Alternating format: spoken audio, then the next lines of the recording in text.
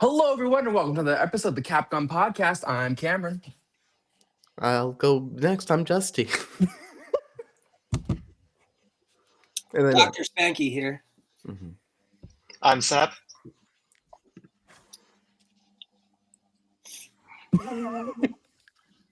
Anthony just waved and didn't say a word. Anthony, please. Oh, Oh, Anthony's oh, no. muted. Classic. What is I was gonna say there was a wave, but there was no voice. Off to a ruckus start. Still, Love it. And that's Anthony. pros here. And we have an exciting special guest today. Very special guest.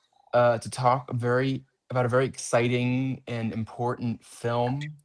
One that I actually was lucky enough to be a part of at the time of the production. I was just a lowly little production assistant, but I was lucky enough to be a part of it. And we have the director with us of Love and Communication, Jim Christy. Please introduce yourself. Give a little introduction about yourself. Sure. Yeah, it's great to be here. I appreciate it. And it's good to see your face after a long period of time. So, so I'm a playwright. I grew up in the theater. My dad was a theater professor at Villanova University. I grew up in the theater on stage from an early age, acted in my 20s a bit. And then I started writing plays, and I wrote a play, basically also have 3 kids. The film definitely overlaps with my personal life. We have our eldest born son has autism. And when he was diagnosed with autism, we had a really rough time. We had just bought a house in Jersey City, New Jersey. And when he was diagnosed, we realized that where you live is a big part of what the services you get. And that community, that school district in Jersey City was really difficult and didn't offer any services really that were relevant to our son. And so it was a really rough time, and we went broke putting him in a private school, and we hired a lawyer, and we had to end up moving after just having bought this house. And it was a really surreal, weird process, because you're processing this whole thing of going through, having this child with autism and all the things that means about his future and how you're going to handle it. And then you're immediately in this fight, with this school district. And this is something that is still happening all over the world, and so that basically about 4 or 5 years after this all happened, and he ended up getting a good school after we moved and had a really tough time. I just, I started writing scenes, and this is kind of how I process things in the world. And I ended up writing a play, and then I made that play into a film, which we'll be talking about today. Separately, I'm in a stand-up comedy phase in my life. So right now I'm working on a solo show that I did in Philly, 2 nights in Philly and 2 nights in New York. Go Birds. What's that? Go Birds. Go Birds. Well, that's a whole nother podcast, man. Don't get me started on that road. All right. We're talking Philly, dude. Philly sports all the way. Yeah, we could go deep on that, but let's not. But yeah, so that's a big part of my life. So that's it. That's my quick intro. Man, that's super concise. I don't know. I think because I knew this was a play. I think when we had spoken on set, you had told me this was a play. And I always find it interesting when you go cross medium, right? When you go from one to another. Yeah. And adapting play into a film is just such an interesting topic, because it's a totally different set of things, but you're still trying to capture those moments of that play. Yep. I'd love to know, what was the play like, and what did you do to kind of bring it into the film medium? It's a great question. So the play, one of the fundamental differences in the play, so the story quickly in both scenarios for people who wouldn't be familiar, it's essentially a relationship drama about these parents that are going through an autism diagnosis. And I say relationship drama because it's there's no one story about autism. Every story, every child is unique. Every story about autism is going to be very unique. This one is very much about the parents and what they're going through, and there are parents who are struggling in a relationship already in certain ways, and then the stress of this diagnosis and this battle really kind of brings them further apart. And there's kind of, you know, a trope that people will say is that the experiences like this can bring a relationship closer together or drive them further apart. My wife and I have been very lucky, actually. This is a story about a couple who is having real problems, right, relating to each other. And they're emotionally isolated. And so that's what we're kind of tracking through this story. So in the play, one of the fundamental differences is the child character, and is, you know, the parents are trying so hard to sort of figure out how to connect with this child. And one of the fundamental differences between the parents is literally the approach, right? So there's a very, the most kind of recognized scientific-based programming for kids with autism is called applied behavioral analysis. And it's based on like Skinner, what you think of as behaviorism. You try to treat something by rewarding a positive behavior. So that helps to engage the person. It's very much about taking data and then figuring out what works and then going on to the next thing and trying to build on improvements, right? But then, so that's still seen as kind of the gold standard, but many people, many parents feel that it can be kind of limiting in that sort of science-based, sort of really rigorous. And so there is a whole other set of approaches that are a lot more emotions-based. And we actually, a lot of parents will try to do both, right? Do different types of programs. And we had found an online program that was about helping parents make an emotional connection with their child and really focusing on play and whatever. And there were a lot of good things about this program, but then it was also super expensive and it was kind of a cult of personality with the owner. And so we had kind of mixed feelings about this whole thing. And so this became, you know, a big plot point where essentially the father is just 100% driven on finding the best ABA-based school. And the mother is really 100% focused on just on this program, on this, you know, making this emotional connection. In real life, that wasn't our journey. We had kind of both shared, you know, both of these parts of our brain, but in the film and in the play, that's, you know, part of the central of their struggle. And in the play, the way it plays out with the child, which was pretty interesting, and I think in the end successful, was the audience was the child. Right. So there's all these sequences where the parents, the mother, and a lot of them with the mother, but also with the father, is literally trying to work with the child and trying to get them to engage in a game or a puzzle or whatever. And when they would do that, the parents would be looking directly at the audience as if the audience was the child. And so I think it kind of put the audience in a weird position and maybe in an uncomfortable position in a way, but I think that was successful theatrically because it sort of made moments feel very, very real and centered.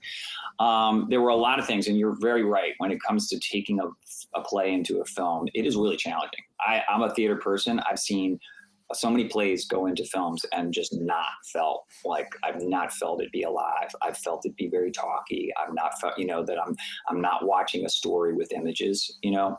And so I tried really hard, right, to just step back and look at my story in moments and visuals. It was very clear this idea of the child as off screen was not going to work, right? Like, I mean, I could have tried it. I could have tried like the camera's the child or something like that. I knew that I wanted to make this feel real, right? And I didn't want to make some kind of artifice type of thing. So casting the child and having the child, you know, be engaged was really important. But what was most important was, again, that visual storytelling, right? Because it was, you know, again, very talky, very, you know, obviously plays are always going to be talky. And it was finding moments that would resonate visually, right? So one thing that I always remember was useful to me when kind of telling the story, and I actually remember it from production because we had a really tight production schedule, and we almost got this sequence.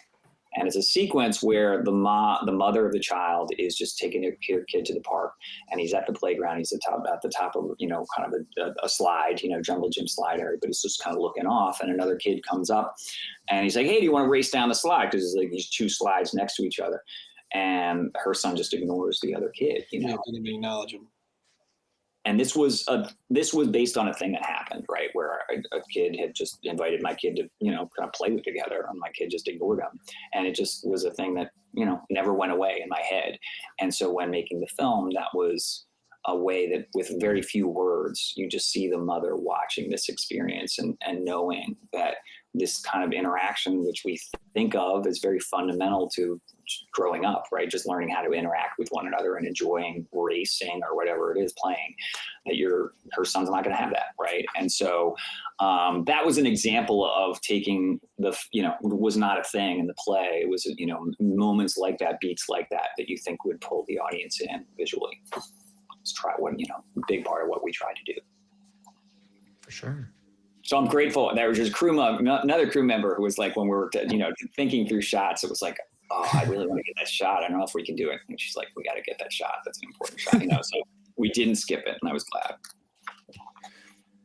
I mean, and you had, I remember the time on set was so much fun, and I know the amount of support that you got, both, from the crew, but also, outside of it. I think this is a topic, the autism spectrum is something that I think we're still learning a lot about at this moment. I don't think it's something that's fully researched, and for sure was less researched back, when you were going through this. And to have a film like this kind of come out and bring that kind of spark into having a conversation like this, I think is super important. That being said, some of my favorite moments of this film is these moments where we're looking through the eyes of the child. I think those are some of my favorite sequences that you guys shot. It's so beautifully done, and it's also so like you understand immediately, right? Like what the thought process is and why. Like it's like, oh, it's hard to focus. It's hard for this child to kind of be able to concentrate or do what society considers normal, essentially. Right. Take me through that process, as into like, because the theater was from the perspective of the child. Yeah. Still adding those moments in there. What did that mean, both emotionally to you and practically? What your whole intention behind that was? Yeah, so it's you framed it up right, correctly. I think because the story is so much centered around this couple and their relationship, right?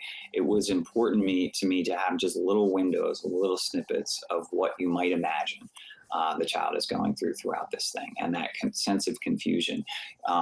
There's no way to know, right? I know my son, is 23 years old now, who's the original inspiration for this. And I have still no real sense minute to minute of how he experiences things like that, right? So you have to guess, right? You have to try. And I thought it was, what I did was literally think about what we would see in his behaviors. A lot of times fans would it's not true anymore, but when he was at a young age, a whirring fan was really like prominent in his landscape. He would look up at a fan all the time. Sounds, he seemed to, be distracted easily by sounds.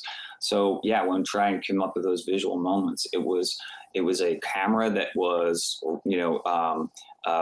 we did a lot of playing with light overexposure and sort of flashes that were sort of unnatural and jarring, and then a lot of movements that were just like frenetic, and kind of letting this, especially at these moments when he's being trained, right? And that ABA training that I talked about, which again has is rooted in science and whatever, is about learning, is about puzzles and things like that are sometimes things that the kid doesn't want to do in that moment, right? And it's a task, right?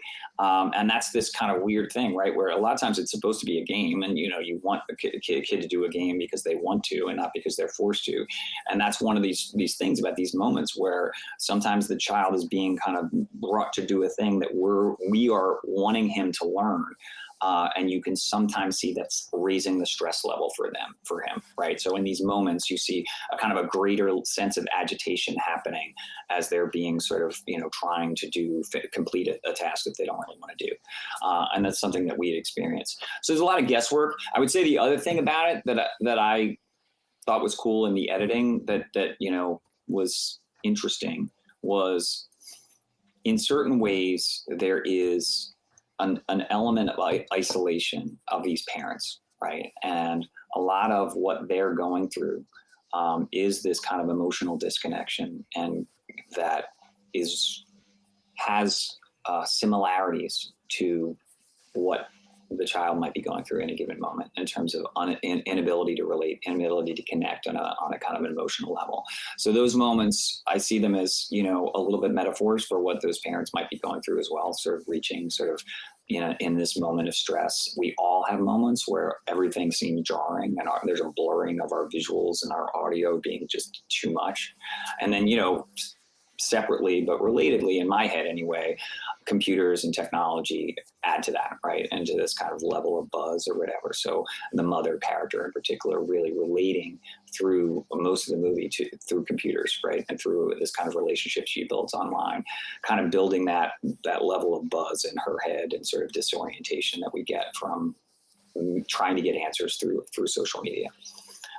So longer answer than you need, but I guess those moments, but longer answer than you need to say, those moments to me were about tapping into a sense of emotional disconnection while very strange and off-putting, hopefully somehow universal, that, yeah, we all kind of had to have these moments of overload.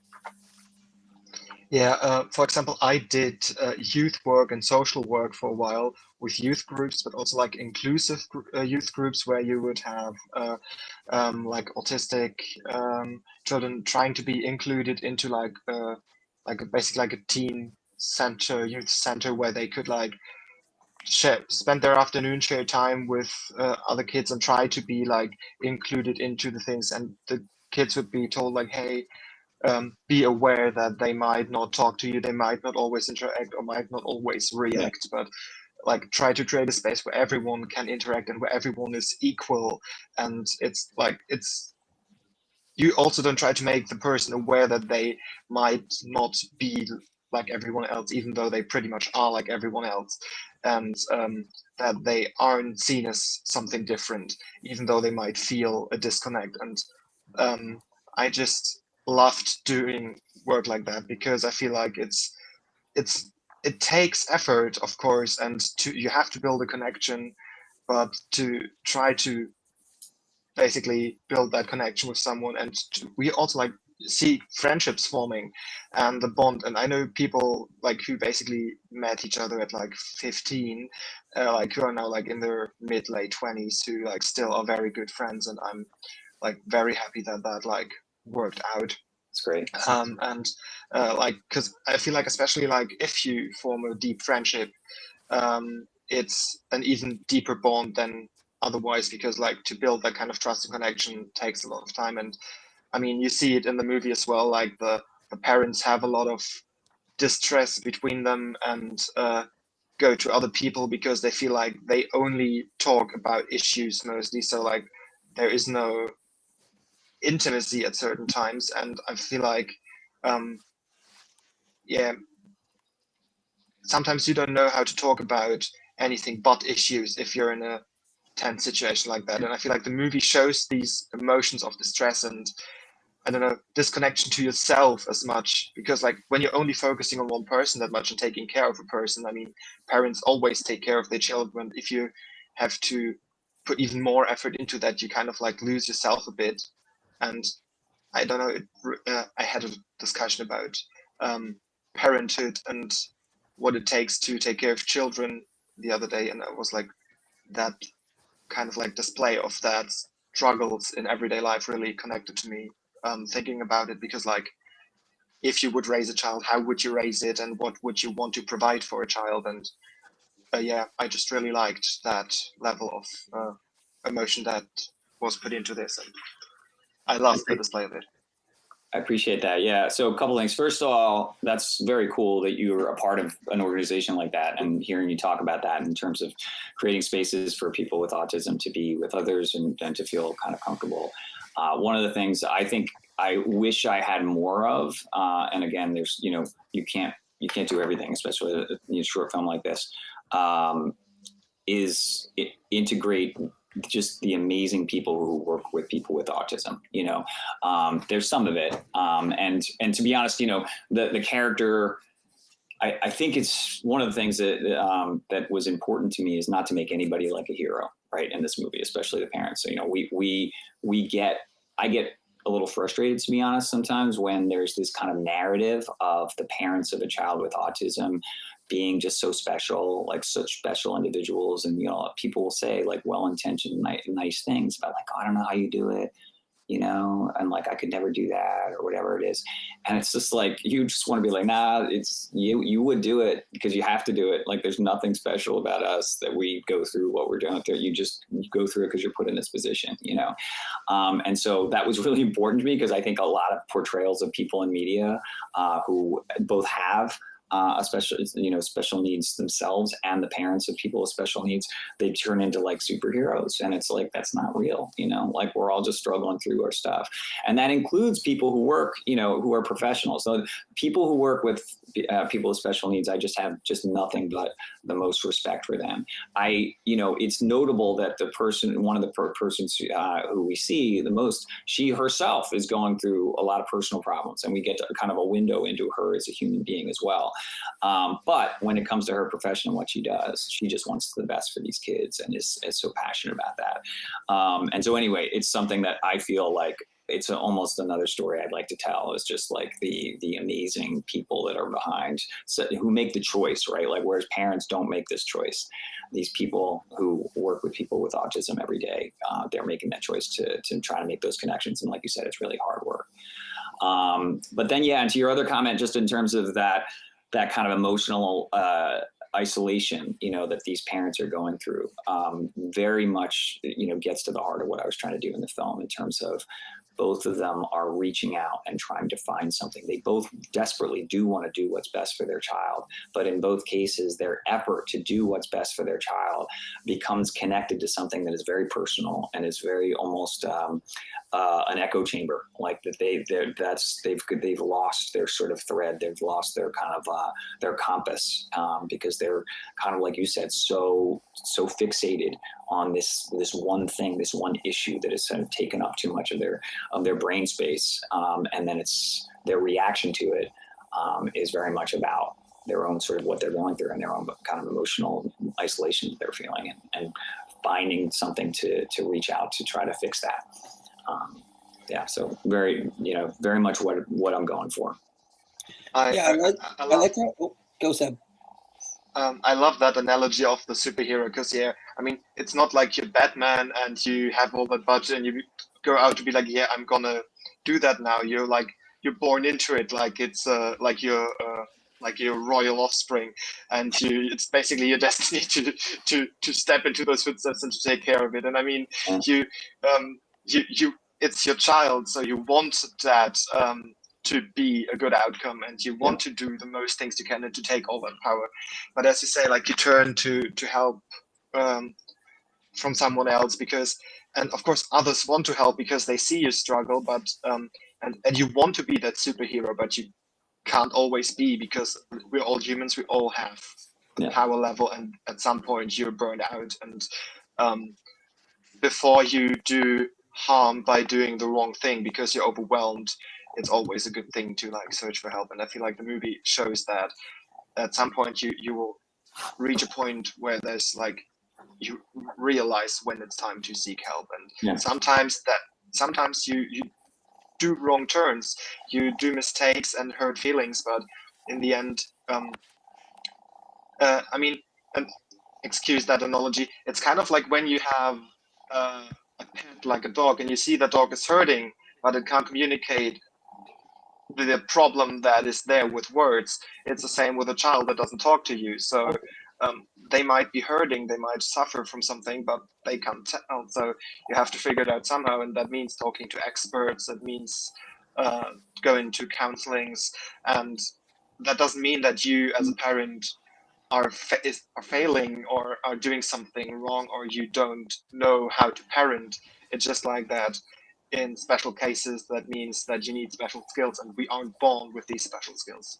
We need to learn them, and in the end, I feel like if you learn how to manage a life like that and how to do the right things for your kid in this case, then that really is heroic in a way. Yeah, no, it's cool. And what I think you tapped into too a little bit, what's interesting is one thing that you don't see much of in the film intentionally is you do find them trying to get help from, professionals, and again, they kind of have different views of what those right professionals are. But what you don't see is them getting support from anyone else. right? You don't see a support system. And, you know, in my back of my mind, I have, you know, ideas that there might be siblings, there might be other people that are around them, but it's not a part of what you see in the film. And that's kind of intentional, that they are, they're doing this too on their own, too isolated. And our path, we were pretty lucky that, you know, it took a while actually, but it, you know, over time, it really was connecting with other parents that starts to get you on that sort of like more oriented to the what, you know, to finding the right priorities, to finding the right level of balance, because this can be just a full-time job where you're just not thinking about anything else. And so finding community, separate from the professionals who are actually supporting your child, but just people who have been through it and understand it, is just a really huge part of, I think, just having a healthy approach to your life once you have a child with special needs and autism in particular. And they, you know, these people who have been through it are very much very open. They're very honest. That whole concept of like the superhero thing, it's like, no, you know, it's just, that's not the life. You know what I mean? We are not heroes, and like, we are just like not going to be, we're going to be very honest about, to get through it, you need humor. You need to have, you know, you need to like, whatever, yeah, be able to laugh at yourself and laugh, you know, laugh at crazy situations that you do find yourself in. And so that's a big part of it. Just like people, you know, being real, you know, just like people who you can hang out with. And the parents in this film don't have it. And, you know, the child is young and they're early in their journey, and your hope is that they would find it, you know, but it's a big part of just being human beings, like finding those people who you can connect with and be honest with. Yeah, I feel like it's like a lot of people with disabilities who face hurdles in their everyday life. You have to find the irony in things and take bits of life with a bit of self or dark humor to things, because otherwise, if you don't see the funny irony in certain things that sometimes happen and occur, and you always like feel let down by life and by the world, then I don't know how you would go through that. But yeah, as you say, like learning from others, getting connected and learning from their mishaps, but also from their breakthroughs, I feel like is the best thing to do. And I get how you like don't want to be a burden to friends, but definitely, like as you say, reaching out to friends is something that they didn't do and that they definitely should do, because I feel like if it's basically, it's the niece, the nephew, the grandchild, or whatever, family will always be there for it, even if it's harder than it could be otherwise. But I feel like it's still a child's relative, so I feel like family will always be there to help, even though, again, connection is harder. So yeah, and I can kind of touch on that because my sister has a 5-year-old nonverbal autistic daughter. So my niece it's tough, and you touch on this in the movie, and it kind of stuck with me. It's like just getting them to look at you and to recognize that you're there and you're trying to communicate with them is so tough sometimes. And I wonder, in your experience, what had the more positive outcomes? I know you said it was a hybrid of the both, but was it the ABA, or was it that emotional connection that got you to, you know, get that eye contact and make sure that they are recognizing that you're there, and kind of in your experience, what worked best for you? It's a great question. So I would say a combination, to be honest. I mean, so when I think of ABA, I really think about it in terms of building skills, right? In terms of like getting like to learn, you know, whatever, it's a toothbrush, it's a whatever, it's a puzzle game, you know, and I do feel like it's less, eye contact is something that ABA programs will work on, but I find it a little bit more in my, you know, memory of it when we did it a lot more when he was younger ourselves, was more functional. And then that kind of emotional building thing really came more like, we only did that program, that official program, for about a little less than a year, but it did stay with us, some of those things. Right. And a lot of them are just, hopefully should be natural to you, about trying to make your child laugh. Like I try in my day-to-day with my, you know, experiences with Jimmy, to do little things to surprise him, to do little things to, you know, and that's part of what that training is about, is like find unusual moments, you know, Jimmy does smile at things, you know, like, so there are things like that. So I guess I would say the way I look at that answer is, it's less about like what works. It's more about like, what is the relationship about? And I'd say my evolution certainly has been from when I was going through this all, it was like, how can we fix what's happening? How can we make him better at all these things? And much more, I'm like, how can he be happy? Like, what can I do to make him happy? And a lot of times that is backing off about, oh, I want to learn, I want to teach him. It's like, no, he doesn't want to do it. You know, like be attentive to what he's going through. Right. Because so that's been, yeah. You said sometimes it's work for them to try to match these. It's like matching this picture to this hole. It's like, that's work, and they do it all day. And sure, it's supposed to be fun and it's a game, but it's not fun for them. Yeah, so sometimes you have to know kind of when to take the foot off the gas and just let them enjoy their time. It is a biggest part, and I don't think I'm the only one to have. I mean, I know I'm not the only one of the evolution of being a parent of a kid with such special needs, especially, to be honest, on the more severe side. Jimmy has what we call profound autism. Some people call severe autism. So the connection points are harder, right? And so, you know, and that makes it to me all the more reason that at a certain point, like you said, take the foot off the pedal and just like be attuned, you know. Awesome. Thank you. I would love to. Sorry, I love this discussion. I just so want to talk about the movie itself too. Sorry, so do I. It was because like it's just like a double-edged sword, right? Like we're having this such great discussion, but we have this such a great film to also talk about, and I don't want to I want to let that breathe too, and kind of also weave your experiences with that as well, because I also would love to know, like, I'm assuming some of the more interpersonal conflicts with the parents is not something that happened in real life, or I hope for neither side for that, right? But I really would love to, like, this idea of LAC, right? And you've touched upon that, something that's based off something real and from something that you've spoken about. What was the basis upon creating the character as you created him, right? This is like charismatic, and you've touched upon like charlatan type kind of guy that then, you know, kind of, you know, one of our main characters kind of gets, you know, pulled in with. Megan Wright gets pulled into that, even if it's under false pretenses. Yeah, I mean, so I think it really becomes about this thing of this emotional vulnerability, right? So this was, a lot of this was invented, right? So this idea that definitely, we did, we're part of this program, the concept of, you know, they're going to train you in this kind of emotional way. And yes, there was a sort of charismatic leader, but we didn't really have any relationship with this person. This is just my kind of insights to it.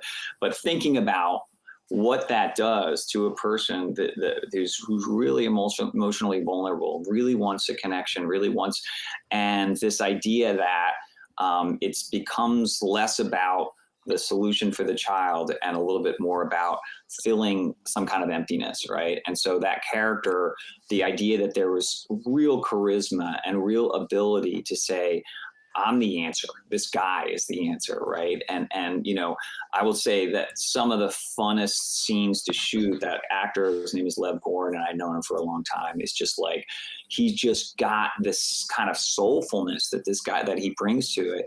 And there's a charlatan aspect, but to me, a lot of it's very real and very authentic and very much like a person who is able to speak to someone who is emotionally vulnerable and to sort of make them feel that, hey, you have a home here, and if you stay with me, if you stay with my path, I'm going to make you feel better about your situation and your connection with your child. And so it's like one of these things that it's not supposed to be clear cut he's a charlatan, or clear cut he's, you know, I have him saying a lot of things that I really believe, and those scenes were just so fun for me to shoot because Lev, just that actor, was able, in a, you know, some of these scenes where, you know, where he's you know, speaking to an audience, he really used that audience. He was just like, he's a pro, you know, and he was able to take that, his own kind of personal charisma, pull people out and really make those moments come to life.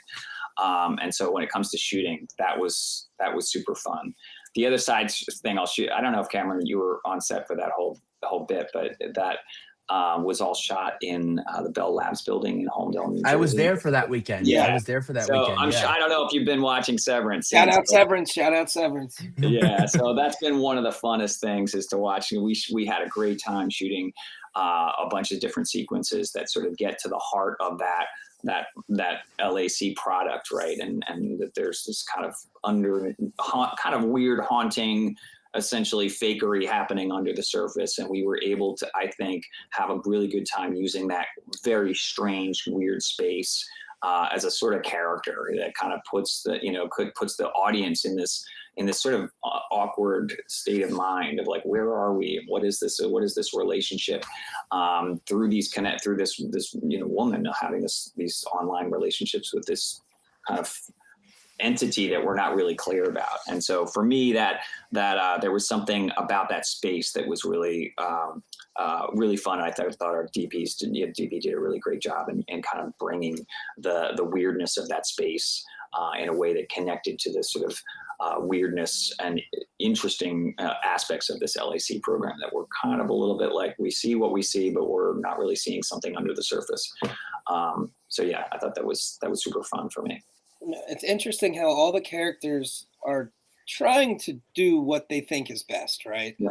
They're all going about it so differently. Like Yeah. even the guy, Ephraim, who catfished, he was doing it from a place of trying to help this woman. He saw a woman that wasn't helped. She's getting these auto replies. It's not helping her. She genuinely wanted to help her. Was that the best thing to do? Yeah. No, probably not. And then that character, Annette, is that her name? She's super interesting character because she works for the school, right? So she's got to have the school's best interest at heart. Yeah. And she also has this nephew. Yeah. Who she can see the problems firsthand, and she can kind of see where the school is less than. And then even at the end, she's happy, I guess, that the what's his name? Not you said Jimmy. It's throwing me off. Sammy in the movie. Sammy, yeah. She sees that Sammy's getting into this good school, so she's like, okay, great. That's also $110,000 less for, these kids who also need help. They might not need specialized care. So just kind of your thoughts on that character. I thought that was so interesting because she's just being pulled in so many different ways. I appreciate it. So I'm so glad you brought it up. First of all, her name is Regina. Her sister's name is Annette. But shoot. Okay. No, not at all. No, shoot. So when thinking about the difference between the play and the film, that is probably one of the most important things. That she didn't exist outside of those scenes, right? So she references the fact that she has a nephew in the play, but the film, that was one of the more gratifying things, to be able to actually show Annette her relationship with her sister, right? To show that her relationship with her nephew. In real life, this was based on a thing, right? There was a real element of frustration we had with this person, right? Who was just a person on a day job. That was their job. You know what I mean? Like, and they, to me, represented, like the barrier to my son getting the help they needed.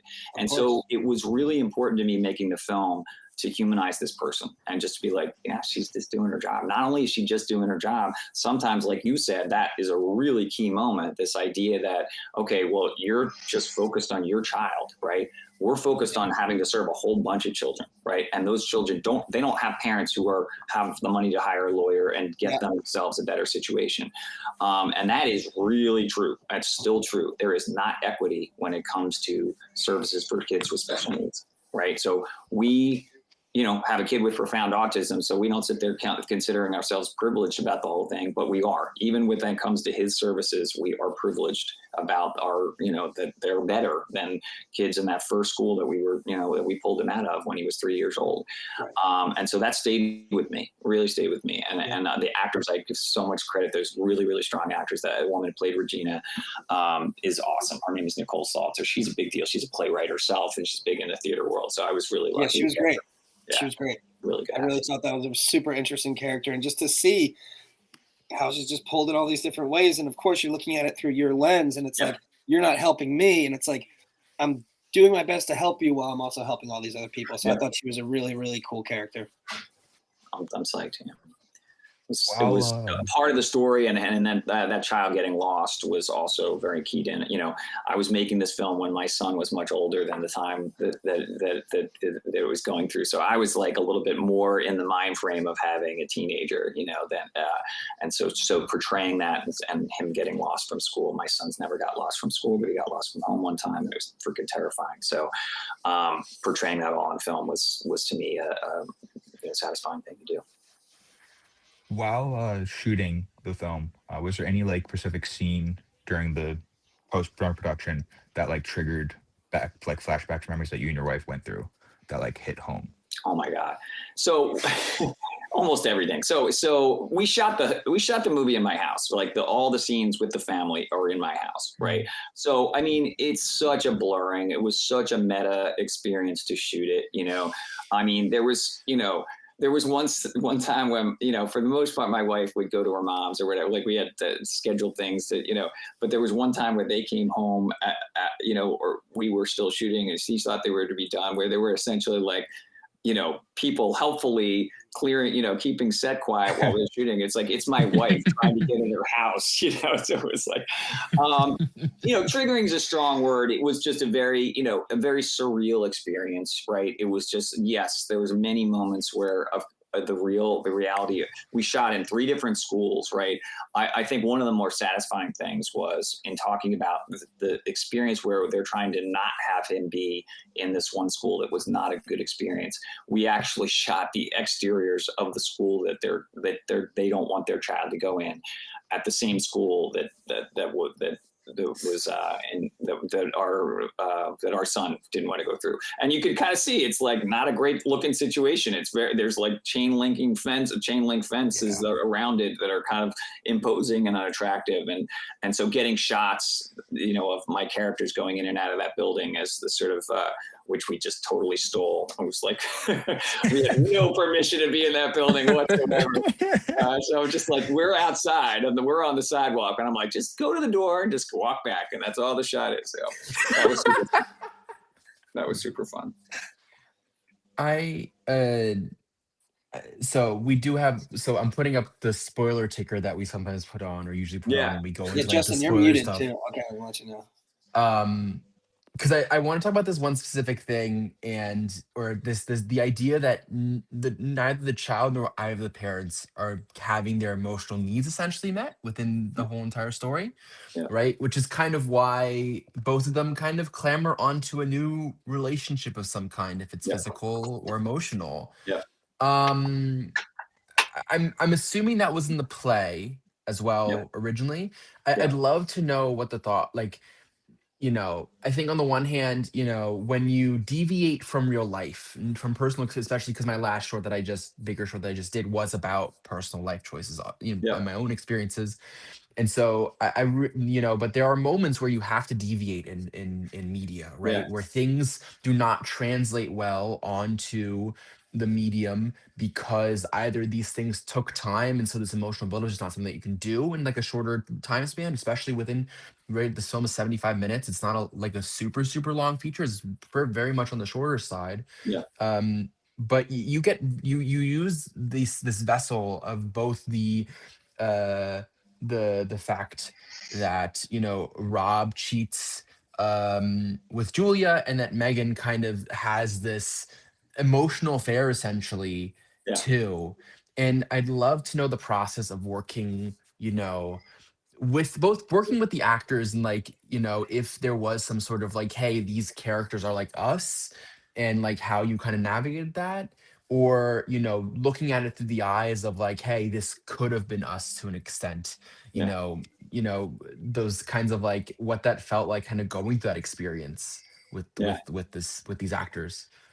Yeah, with the actors. So I'll start with, I mean, the ideation from it. I will just say, like, nothing ever happened anything like any of this stuff, right? But I think I assumed. Right, no, but it's what happens is, so what did happen, I will be being specific. So there was through our journey when we were looking for a school for Jimmy, we did visit this school that is really one of the best schools for autism for kids in the country, right? And the woman who started that school wrote a book, and she's pretty kind of semi-famous person, right? So I went to that open house. There were no openings in the school at that time, and still it was a packed auditorium, and there was a lot of like parents that were at this, like, they were a little bit like pissed off, like, well, this place is what I want, you know, like, then there was this real moment of like tension. And I remember just being like, why are we mad at this woman? Like, this woman is just like talking, you know? So, but we did, and I didn't talk to her then, but we did do a follow-up where we got in touch with her, and we had her do an evaluation of our son, because we were literally in court, and we knew the evaluation of somebody who's you know, who's recognized could be helpful for us. So we like paid her money, whatever. We met with our kid. She was great with our kid. That was the end of the relationship. But yeah, somewhere in my brain, this thing came up of, as I'm writing this story, well, what if it went further, right? What if this guy wants this so badly? And it's not very realistic. You know, this is not something any, you know, head of school would have done, right? It's like, fuck it. It's, you know, it's a movie. It wasn't even a movie. It was a play. And I'm a person who, like, as a writer, like, I like to go out into the world. And I do not think, even if it's a very realistic seeming film and play, less so the play. The play gets a little fantastical. The film is supposed to be out in the real world, but this is a sequence and a plot line that wouldn't probably realistically happen. And it's like, I'm okay with that. This is just, you know, things happen in life. I wanted to pursue the somewhat absurdity of this idea of parents who will do anything, right? Who would do anything. And the anything in the father's case, literally being having an affair with a female head of school, was, to be honest, kind of comical to me. You know, just like there are moments of just absurdity to it. I will share that in the play, the sort of comic edge of that, essentially in the play, the first act, there's these kind of couple sequences between them, the father and this woman, and there maybe is there something happening there? I don't know, whatever. And then the second act literally opens with them in bed, right? Like they're in post, right? And it was super fun, right? Because it's like every time the play was produced, like the second act of it's a totally different set. You're all of a sudden there's a bed there, they're in the bed, and everybody's like, whoa, you know, it was just a very good WTF moment in the play. In the film, I will say it's hard. It was hard. It was a hard scene to shoot, the kind of affair scene. Because film is so real, you don't to carry off something that's a little bit of a surreal moment. It's just challenging, you know. And I think we got to I think that sequence ended up working well. It never had that comic charge to that beginning of that second act. You know, there's certain things that you just can't do the same way, you know. It does give the shock and awe, though, because I think you see very early on that he's like being flirty with her, but like I think you can kind of play that off as like, oh, well, he's just like trying to charm her so that she'll give preferential treatment. And then all of a sudden they just end up like all of a sudden it's like exterior of house, boom, we just see the two of them bed together. I'm like, I'm sitting there going, wait, what just happened? Did I miss something? Huh? You know, it really gives that shock and awe. I would love to, you know, also though the other side of that is the emotional side, and how you worked with, Brianna. I got to meet Brianna as well, and I drove her around a couple of times, so I got to have some really cool conversations. What it was like working with her on those scenes, especially because you're working with a computer essentially. For most of it. Oh my God. Yeah. I mean, Brianna is so, that performance when we were shooting, I knew she was really good. I knew that I didn't have to give her much direction, because her instincts seemed really good, and it was playing it. She has a very, very kind of restrained, very real way of processing things that just looked right to me. But I will share with you that I did not know how good her performance was until I edited the movie, because it was so much about little moments. It was so much about small reactions. There is an authenticity she brings, I think, to like every part of the movie. I mean, that shot that I mentioned about the playground, I mean, that's right around the corner. Every time I pass it, I think about her on that bench. And it is a great effort, because what she is doing, and it's like I think it's such a baseline thing. So many actors, I'm sorry, don't get right. And so many, directors, when someone is upset, almost always what makes something human is their effort to not be upset. So she is on this bench responding to this fact that she's clearly this emotional moment is happening in front of her where her kid is not having, and she's just sitting there and she just closes her eyes, clearly just trying to not be upset, and it's just like works. It's just like a really, really beautiful moment to me. So the other actor, could not have been more different in process and tone. He was like really wanted to get into every word. He had so many questions. He, about like timeline and like, he's getting into everything. And I, respect that. He asked a lot of really good questions. In terms of process, he was just like super like, it was what I'm getting at is he came at his character, his process in a very similar way to the character. Like it was very like, how am I doing this? And so I kind of was able to just let him go and working with him, there was a lot more time. There's a lot more kind of back and forth about intention and stuff like that. But he brought to it the right element of sort of dissatisfaction. He had a dissatisfaction in every sequence, of just kind of like, bringing this kind of angst that he has about the situation and being sort of not comfortable with with himself, and sort of and feeling the need to assert himself in a certain way. And yeah, I think the actor really got that. Justy. There's so much about Megan and Rob that I love. The messy dynamics there. Really just so much about the like extremes that the situation pushes them in out of their frustration. I just wanted to dive more into like when things get messy and how what the ways that they're pushed, like how you want the audience to just kind of take away their journey. What Megan seems to like not, it's not like Megan like runs out immediately when she finds out about the affair, and it's kind of just over there. Like I'm curious, like come the end, how you want people to feel about these leads here. Yeah. So there's a sequence that the parents have towards, it's not the very end, but it's towards the end, where they're right in the hallway of my house right here. And it was, I thought, a really beautifully shot sequence by the DP, very dark, a little blue light.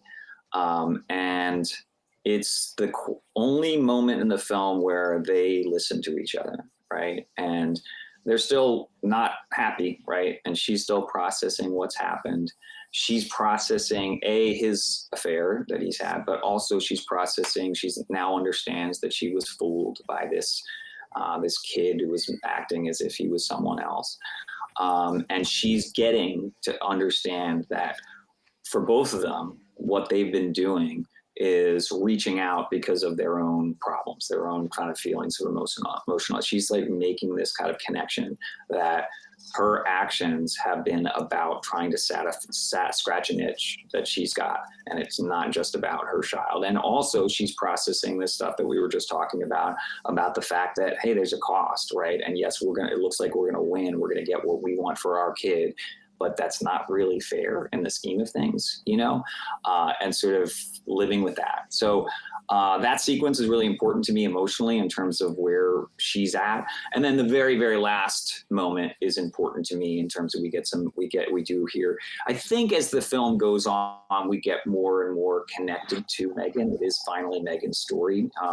And I think that, becomes clear towards the end that she is coming to a point of a greater acceptance of the messiness. You just called it messiness, right? They've gotten through hopefully the grossest part of the messiness, and now she is about trying to appreciate her child and understand that the fixing is not what her job should be. Her job is about connecting and loving and supporting. And then when it comes to her relationship with her husband, it's, one of the things she says is we don't talk about it much, and I think that there is a little bit of an element of, because it's important to me not to end with some beautiful, like everybody's fine. Everything's fine. Like, no, everything's not fine. They're getting through it. They're not talking about it, but they're coming. I think she's becoming a little bit more honest with herself. And to be honest, I think that's how things work sometimes, where with relationships that are not perfect, but there's enough reason to stay together, to keep it together. I think this is what happens, right? Not everybody talks about it all the time. You just work through things. So yeah, that's where my head is. And I think it's because it's kind of one of these movies that it's not like, the end is a little bit hazy in terms of, I don't want everyone to come out of it with a very clear cut thing. I have had conversations with people who've taken something very different from the end of the movie. And I like that, I like that there could be different perspectives based on what somebody else brings to it. I will say that I've had a lot of parents of kids with autism that, have just connected to the end and to the fact that it's more about acceptance than it is about fixing, And I love that message about not fixing, and it makes a lot of sense that you want the ending to come across that way, in that so much of it is it's this concept of doing things to make themselves feel better, referring to the parents. Yeah. And by the end, the making things work elements of it, that's all that comes down to for the kid. And I think there's something very special about that. There's so much heart, so much difficulty in processing, as whether it's about their situation or each other, but in the end it's let's make it work for the kid. This should be, it's in this case for him. It's and I think that's a really, really engaging way to go about that as well. Appreciate it. Yeah. Do we got any other questions? I don't know, Jim, is there any part of the film that you feel needs to be highlighted, or that you'd love to discuss and have this conversation about in forum? I do have I feel like I do have one question. Yeah. And because it was a choice. I mean, this is obviously probably what happened in the film, in the play as well, and it is kind of a choice because the husband is rewarded for cheating on his wife and sleeping with this woman, because at the end of the day, it gets the kid into the school that he wanted. And that's all that he wanted for his kid, and that's great. But I mean, we are rewarding a man cheating on his wife and doing it, going about it the wrong way, we'll say. So I want to know your thoughts on that. It was interesting, but I just want to know your thoughts on that.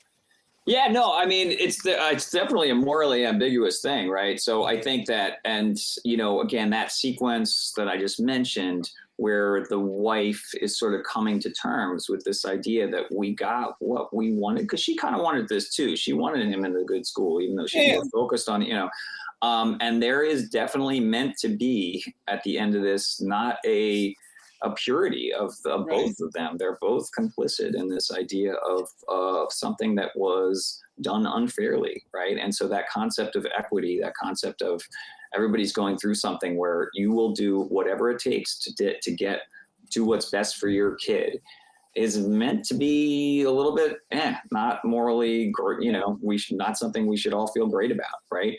Most people would do it. Most people would do, I mean, not necessarily have an affair, but whatever, do something that's puts your own kid to the top of the line if you can. Yes, most people will do that, but they don't necessarily shouldn't feel great about it, right? So, that's definitely intentional. I mean, the concept that he had an affair and kind of got away with it, I like to think that he knows by the end himself that he has crossed these lines, and that I think to some level he might know that he's done that because of his own shit, that he's just, some issues of power, issues of, whatever he's going through, I don't think it's learned a lesson, but I think that he surprises himself in this. I don't think he really thought it all through. I mean, he got what he wanted. But I think, we're doing all the giveaways and stuff. There's something very abrupt about the way he admits his affair, right? It's not an affair of the way a typical affair is. He admits it right off because he feels gross about it, so right away, so it certainly gets away with it. But I think I would like to think that there is a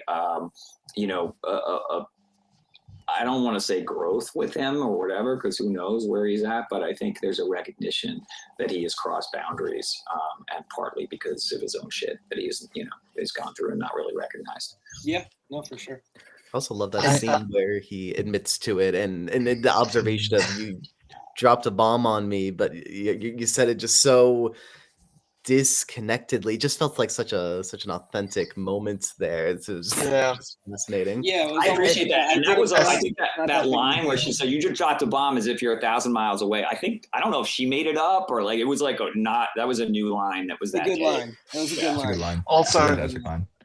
the way how she like says like, well, how often did you do it? Like, one time. Do you do it again? No. We basically felt awful afterwards and decided that this was bad and we don't like it and we feel gross about it and like we don't like each other like intimately at all. So like there was no emotion. This was basically a deed to be in their good grace and like so like I.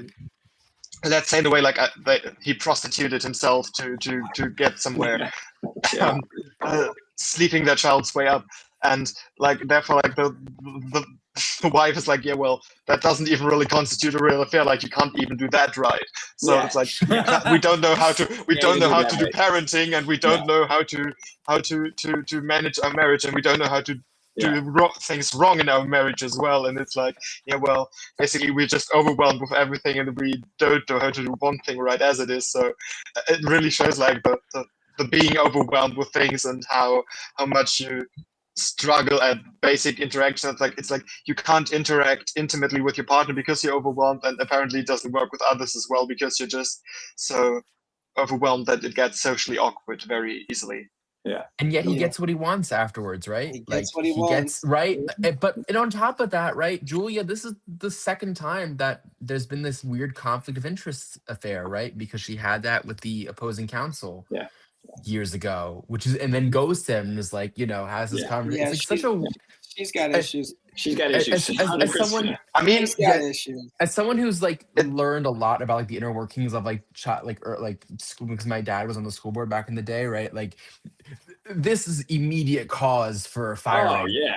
Like, both times, right? Oh, Like the fact totally. that it was able to pass through once is already like morally like corrupt. And it's wild though that she like still like feels obligated to go for this and to push for this kid to still go, even though she knows it's wrong too, right? And it's but I think she also knows that if the kid doesn't get in, she might lose her job because he could always be like, "Hey, she slept with me."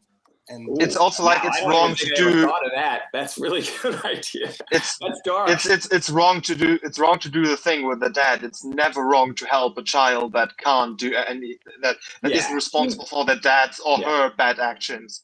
Because like the child is totally the kid out there. The child is a person in need, and the child isn't responsible for their wrongdoings, their right doings, or the bribery through whatever favors.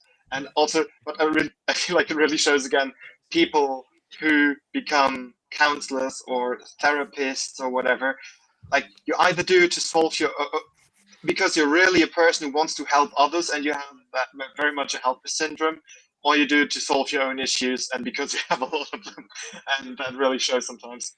And Cam, does Lillian get a question of the week? She gets two.